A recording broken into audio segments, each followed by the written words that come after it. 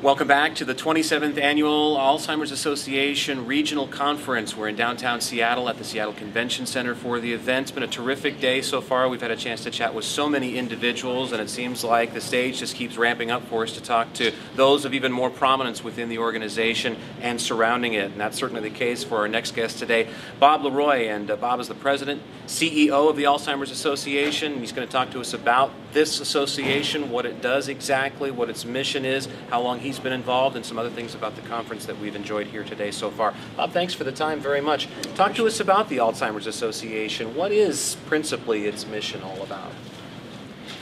The Alzheimer's Association is really the lead organization in Alzheimer's care, support, and research. We have a national office and a group of affiliated chapters. We have 70 chapters and 10 national service areas. So we really cover the length and breadth of the United States. We're also networked internationally, particularly in respect to research. The Alzheimer's Association is the largest private funder in the world of Alzheimer's research. One of the things that the association does, which is coming up right in our backyard, is we facilitate an annual international conference, and people come literally from all over the world to share ideas and the latest in science and research and clinical work. Last year's conference was held in Paris, and there were over 5,600 people in attendance.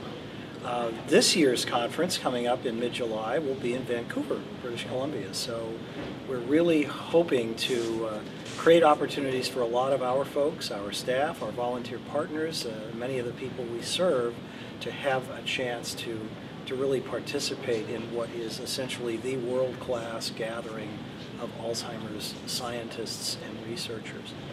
Closer to home, we're all about providing help and hope to individuals and families. We have a toll-free, professionally staffed helpline. People can call in at any time for information, referrals, support.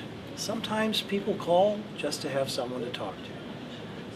We do a lot of continuing outreach with individuals and families, diagnosed individuals, family caregivers, folks who are or have been impacted by this disease. So we're about service and about support. We work with over 100 support groups across our chapter's service area. And by the way, we are the Alzheimer's Association for all of Western and Central Washington. So we cover from the Oregon border to the Canadian border, Pacific Ocean to communities east of the Cascades in Central Washington. There is another chapter of the association in Washington State. It's headquartered in Spokane, and it serves eastern Washington and northern Idaho. As far as I'm concerned, I'm committed to the cause both personally and professionally. I've been with the association now for almost 4 years. The first 3 were spent as the president and CEO of the Greater Pennsylvania chapter. Had a wonderful opportunity to come back home and stay with the association when the position of president and CEO here in Seattle opened up last July.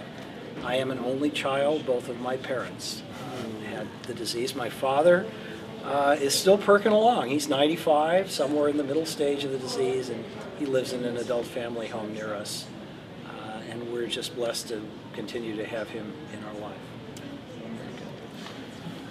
Bob, I'm wondering, you talked just briefly to us about your folks, and was there a reason why you wanted to get involved with this? I imagine that you have a pretty good professional background aside from your work with the Alzheimer's Association, but what called you to do this specifically? Anything?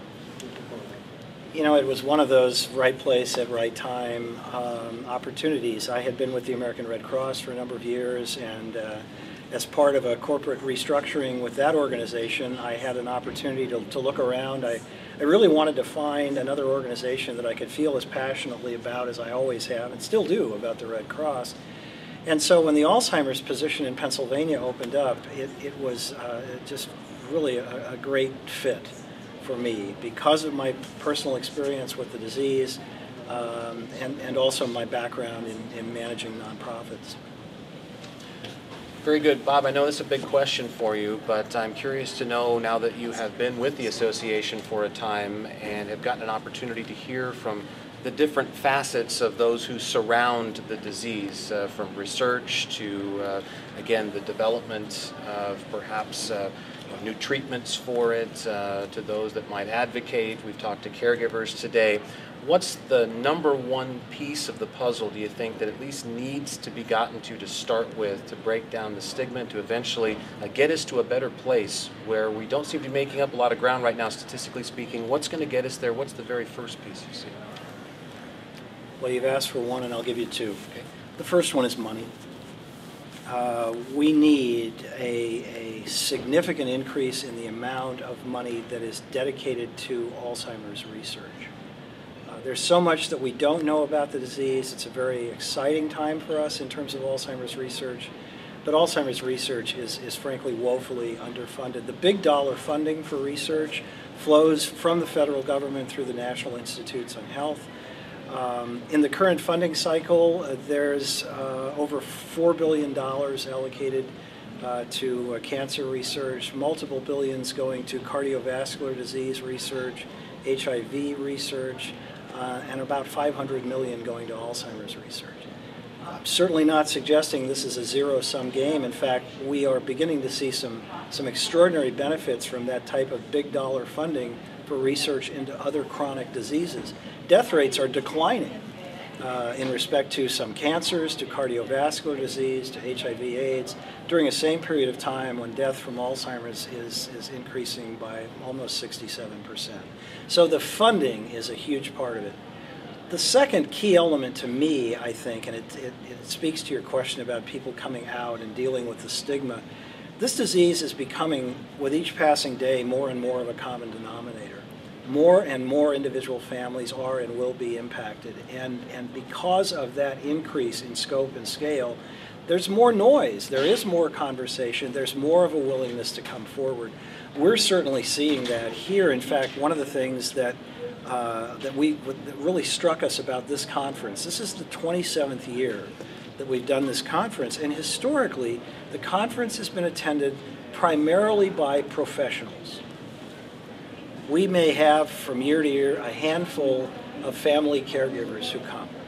This year, for the first time, we had to cap registration of family caregivers. We have over 160 of them here today.